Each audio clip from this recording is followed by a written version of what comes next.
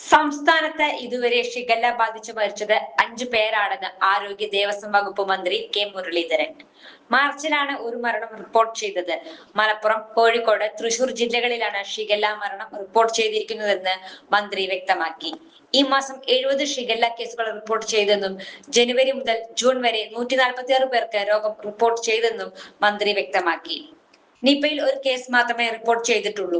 തിരുവനന്തപുരം 9, കൊല്ലം 4, ആലപ്പുഴ 3, ഇടുക്കി 1, തൃശൂർ 4, മലപ്പുറം 9, കോഴിക്കോട് 22, വയനാട് 16, കണ്ണൂർ 2 എന്നിങ്ങനെയാണ് ഷിഗല്ല രോഗികളുടെ കണക്ക്. മഴക്കാല പൂർവ്വ ശുചീകരണ പ്രവർത്തനങ്ങൾ തടസ്സപ്പെട്ടതാണ് പകർച്ചവ്യാധികൾ വർദ്ധിക്കാൻ കാരണമായതെന്ന് മന്ത്രി വ്യക്തമാക്കി. ശുചീകരണ പ്രവർത്തനങ്ങളും മഴക്കാല പൂർവ്വ ശുചീകരണ പരിപാടികളും തെരഞ്ഞെടുപ്പ് കാരണം തടസ്സപ്പെട്ടിട്ടുണ്ട്. തദ്ദേശ സ്ഥാപനങ്ങൾ ഡിസംബറിലാണ് അധികാരത്തിൽ വന്നത്. 80% പുതിയ ആളുകളായിരുന്നു. ഇവർ ഒന്ന് പരിചയപ്പെട്ടു വന്നപ്പോഴേക്ക് മാർച്ചിൽ പെരുമാറ്റച്ചട്ടം പ്രഖ്യാപിച്ചു.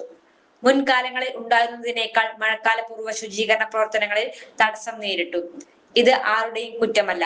അതുകൊണ്ട് പകർച്ചവ്യാധികളുടെ എണ്ണം കൂടി. പരിശോധന വിപുലമാക്കി. ചെയ്താലും ചെയ്തില്ലെങ്കിലും വിമർശനം ഉണ്ടാകും. ചെയ്യാൻ തന്നെയാണ് നമ്മൾ തീരുമാനിച്ചത്, കെ മുരളീധരൻ പറഞ്ഞു. ചുരുങ്ങിയ ചെലവിൽ വീട്ടുമുറ്റത്തൊരു വിളക്ക്. വൈദ്യുതി വേണ്ട, ബാറ്ററി വേണ്ട.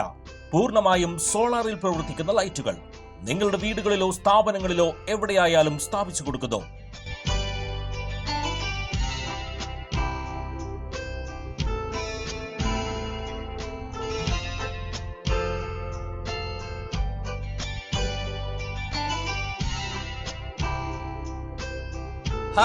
Solar lights. കൂടുതൽ വിവരങ്ങൾക്ക് വിളിക്കേണ്ട നമ്പർ 9447132148. കൂടുതൽ വാർത്തകൾക്ക് ഞങ്ങളുടെ ചാനൽ സബ്സ്ക്രൈബ് ചെയ്യുക.